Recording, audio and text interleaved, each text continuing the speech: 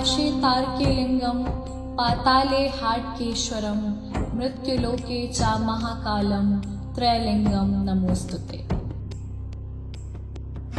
उज्जैन एक ऐसा नगर जहां समय का प्रवाह केवल नदी की धारा नहीं बल्कि आस्था, परंपरा और लोक कथाओं के साथ निरंतर बहती है। यहाँ श्रावण से भाद्रपद तक का वह पावन काल आता है जब शहर का हृदय एक साथ धड़क उठता है। सृष्टि के आरंभ से लेकर कलयुग के इस पड़ाव तक जब भी सनातन संस्कृति, शिव भक्ति और मोक्ष की बात होती है तब एक धाम स्वतः स्मरण में आ जाता है, महाकाल। वह महाकाल जो कालों के भी काल हैं, समय के स्वामी हैं और जो अपने भक्तों के लिए स्वयं मृत्यु के भय को भी हर लेते हैं। शिप्रा के पावन तट पर स्थित उज्जैन की कालजयी धरा पर महाकालेश्वर ज्योतिर्लिंग एक ऐसा आध्यात्मिक स्तंभ है जो प्रतिवर्ष लाखों भक्तों की आस्था और जिज्ञासा का केंद्र बना रहता है। समय और मृत्यु के महाधिपति के रूप में प्रतिष्ठित यह मंदिर भौगोलिक दृष्टि से कर्क रेखा और शून्य देशांतर के दुर्लभ मिलन बिंदु पर स्थित है, जिसे आदिकाल से ही पृथ्वी की नाभि माना जाता है। अन्य ज्योतिर्लिंगों से भिन्न इसका अलौकिक दक्षिण मुखी स्वरूप इसे प्राचीन तांत्रिक परंपराओं का केंद्र बनाता है, जो पुरातात्विक गरिमा और पौराणिक गाथाओं का एक अद्भुत संगम है। 6ठी शताब्दी में कुमारसेन द्वारा स्थापित और 18वीं शताब्दी में मराठा योद्धा राणोजी शिंदे के संरक्षण में पुनर्जीवित यह पावन धाम सदियों से अपनी स्थापत्य कला और गौरवशाली परंपराओं को संजोए हुए है। इस चलचित्र के माध्यम से हम उस चिरंतन ऊर्जा का स्मरण करते हैं जो नित्य भस्म आरती के रूप में ब्रह्मांडीय लय को नियंत्रित करती है और जहां समय का चक्र भी भक्ति की महिमा के आगे नतमस्तक हो जाता है।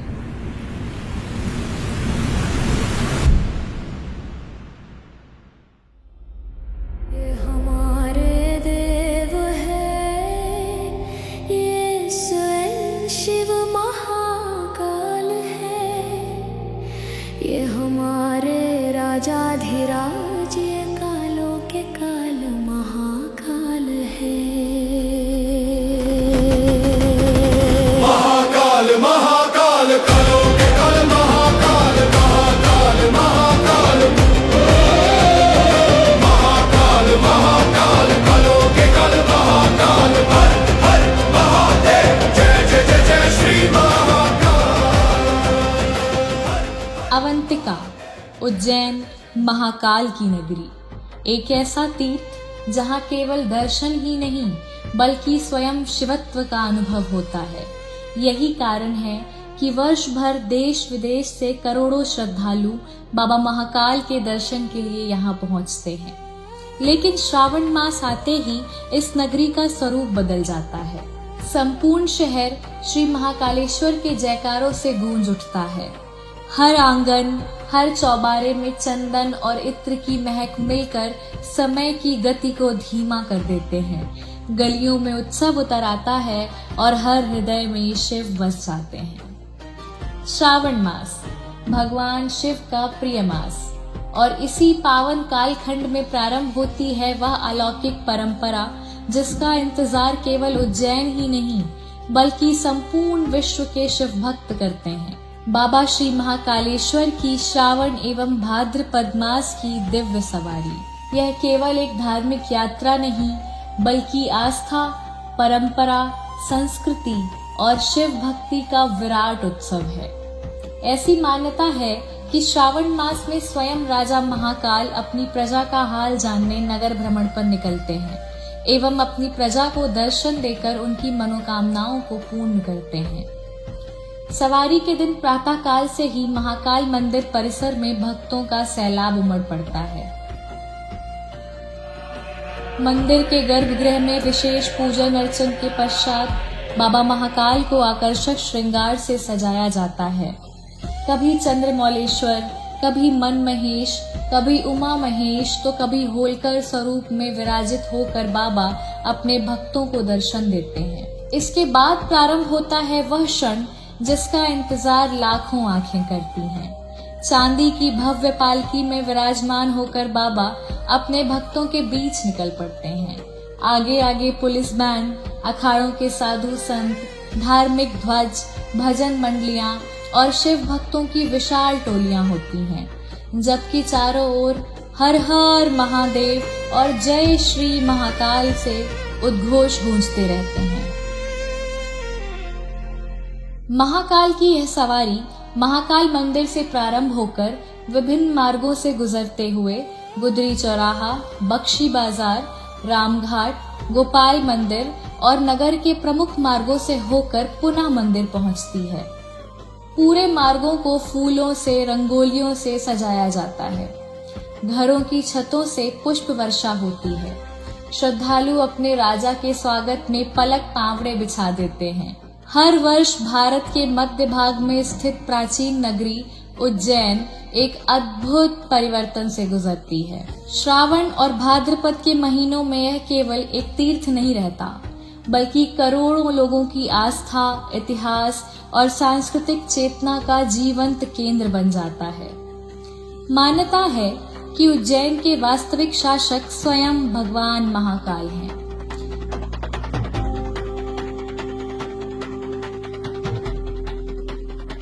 सवारी प्रारंभ होने से पहले मंदिर परिसर का सभा मंडप वैदिक अनुष्ठानों का केंद्र बन जाता है। वैदिक मंत्रों की ध्वनि, घंटियों का कंपन, धूप और चंदन की सुगंध और हजारों श्रद्धालुओं की प्रतीक्षा, यह सब मिलकर एक ऐसे वातावरण का निर्माण करते हैं जहां मानो कुछ क्षणों के लिए समय ठहर गया हो। अनुष्ठानों के पूर्व होने के बाद भगवान विभिन्न स्वरूपों में विराजित होते हैं। श्री मनमहेश, श्री चंद्रमौलेश्वर और शिव तांडव। ये केवल धार्मिक स्वरूप नहीं, बल्कि भारतीय दार्शनिक परंपरा में शिव के विविध आयामों का प्रतीक भी है।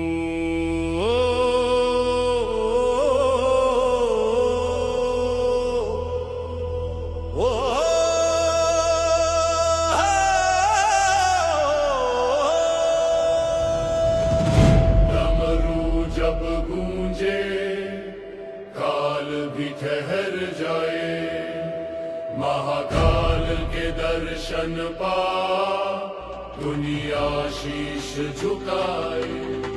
मंदिर का मुख्य द्वार खुलता है, पालकी आगे बढ़ती है और उसी क्षण आधुनिक प्रशासन और प्राचीन परंपरा का एक अनोखा संगम दिखाई देता है। सशस्त्र पुलिस बल द्वारा भगवान को गार्ड ऑफ ऑनर दिया जाता है।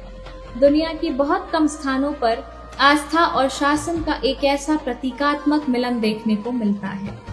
महाकाल की सवारी में प्रशासन का समन्वित प्रयास भी देखने को मिलता है, जो संपूर्ण आयोजन को व्यवस्थित, सुरक्षित और श्रद्धालु हितैषी बनाने में अहम भूमिका निभाता है। सवारी नगर के हृदय से होकर गुजरती है। सकरी गलियां, ऐतिहासिक बाजार, प्राचीन भवन और उनके बीच उमड़ता हुआ मानव सागर, हर मार्ग एक विशाल दर्शक दीर्घा में परिवर्तित हो जाता है। लोग घंटों पहले अपने स्थान सुरक्षित कर लेते हैं, कुछ छतों पर, कुछ घरों के झरोखों में, तो कुछ सड़क के किनारे खड़े होकर अपने आराध्य की एक झलक पाने को आतुर। और फिर जयकारों की वह लहर उठती है जो पूरे नगर को एक ही भाव में बांध देती है। जय श्री महाकाल, हर हर महादेव।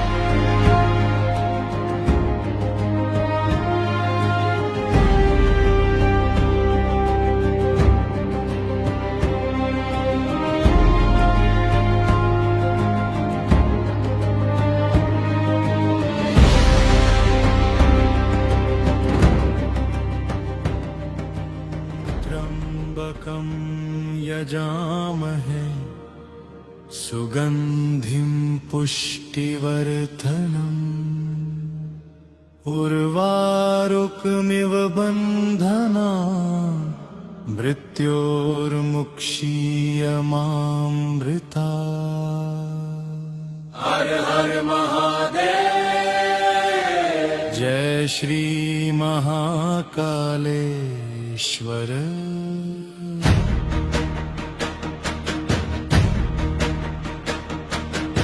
सवारी के साथ आगे बढ़ते हैं कड़ा बीन, चौबदार, भजन मंडलियां और हजारों श्रद्धालु। ढोल, डमरू, झांझ, मजीरे, इन पारंपरिक वाद्यों की लय संपूर्ण यात्रा को एक गतिशील सांस्कृतिक उत्सव में परिवर्तित कर देती है।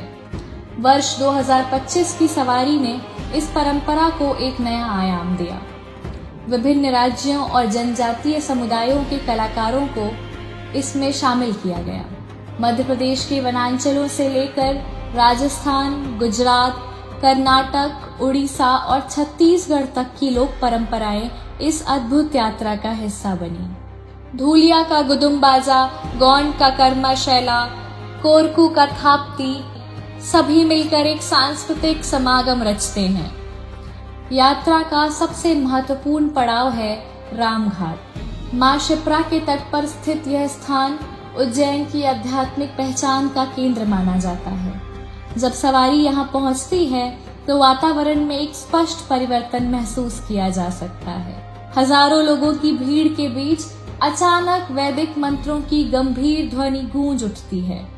सैकड़ों वैदिक बटुक एक स्वर में मंत्रोच्चार करते हैं। शंखनाद होता है, घंटियां बजती हैं और शिप्रा के तट पर एक ऐसा दृश्य निर्मित होता है जो परंपरा, ध्वनि और श्रद्धा का अद्भुत संगम बनता है। यहीं भगवान के स्वरूपों का शिप्रा नदी के पवित्र जल से अभिषेक किया जाता है। यह अनुष्ठान केवल धार्मिक क्रिया नहीं बल्कि नदी और नगर, प्रकृति, आस्था और इतिहास के संबंधों का प्रतीक भी है। श्रावण की तीसरी सवारी के दौरान प्रकृति ने भी अपनी उपस्थिति बखूबी दर्ज कराई। जैसे ही सवारी नगर भ्रमण पर निकली, वर्षा प्रारंभ हो गई। श्रद्धालुओं ने भी इसे इंद्रदेव का आशीर्वाद माना और वास्तव में उस क्षण ऐसा प्रतीत हो रहा था मानो स्वयं आकाश इस आयोजन का हिस्सा बन गया हो। सवारी के मार्ग पर कलाकार रंगोली बनाते चलते हैं। महिलाओं की भजन मंडलियां पारंपरिक शिव स्तुतियों का गायन करती हैं। ध्वज लहराते हैं, ढोल बजते हैं और पूरा नगर एक चलती हुई सांस्कृतिक धरोहर में परिवर्तित हो जाता है। परंपरा के साथ साथ तकनीक भी इस आयोजन का महत्वपूर्ण हिस्सा बन चुकी है। विशाल LED रथों के माध्यम से सवारी का सीधा प्रसारण किया जाता है। वे श्रद्धालु जो भीड़ तक नहीं पहुंच सकते, नगर के विभिन्न स्थानों से इस दिव्य यात्रा को देख पाते हैं। यह आधुनिक तकनीक द्वारा सदियों पुरानी परंपरा को एक इस नए युग से जोड़ने का प्रयास है। आगे बढ़ते हुए सवारी पहुंचती है गोपाल मंदिर। यह वह स्थान है जहां उज्जैन की एक और ऐतिहासिक परंपरा जीवित दिखाई देती है। यहाँ भगवान चंद्रमौलेश्वर का पारंपरिक पूजन होता है। सदियों पुरानी यह परंपरा आज भी उसी गरिमा और श्रद्धा के साथ निभाई जाती है। महाकाल दर्शन देने भोले सरकाल जय जय गूंजे डमरू गूंजे शिव के रंग में संसार समाए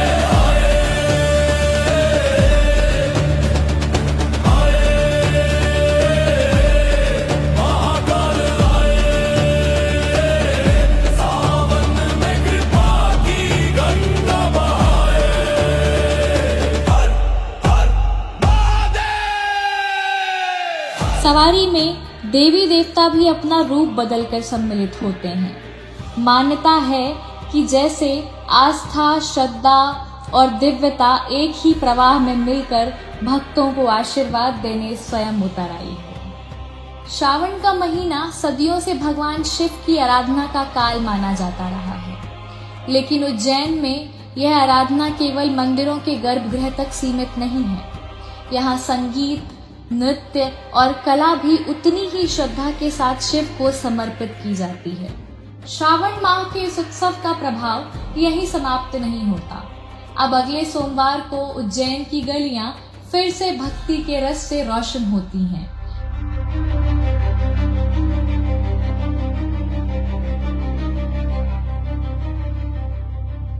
क्योंकि समय आ चुका है राजसी सवारी का।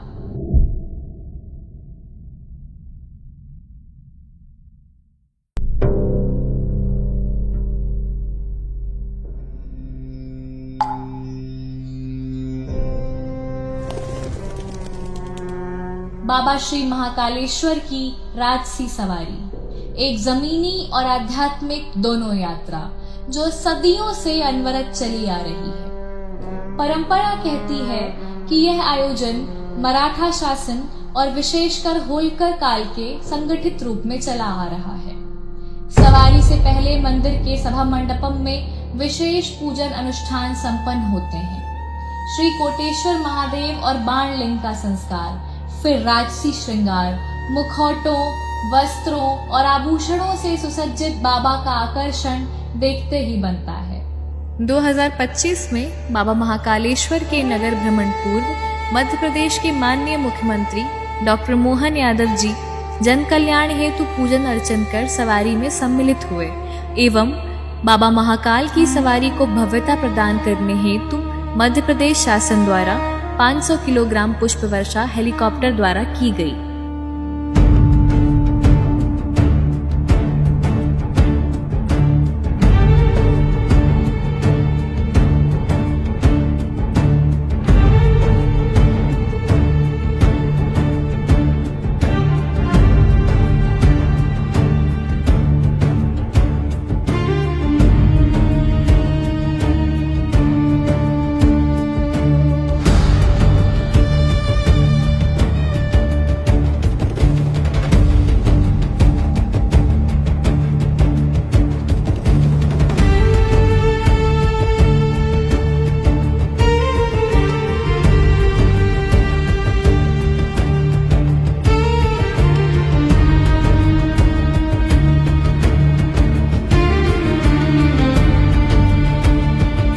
रजत पालकी में चंद्रमौलेश्वर विराजमान हैं, गजराज पर मनमहेश, गरुड़ रथ पर शिव तांडव।